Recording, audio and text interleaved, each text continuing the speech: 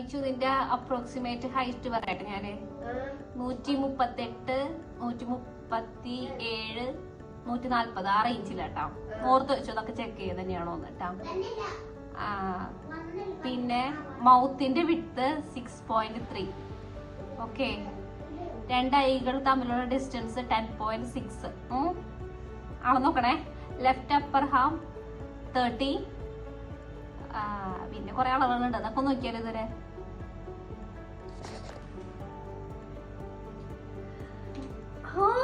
Correct 139. Correct ഉണ്ട് കേട്ടോ. ഇനി ഞാൻ ചുണ്ടിന്റെ നീളം ആക്കാൻ പോകുന്നത് 6 സെന്റിമീറ്റേഴ്സ്. ഇനി കണ്ണടച്ചോ കണ്ണു പൂത്തട്ട. കണ്ണുകള് 10. ഓക്കെ അല്ലേ?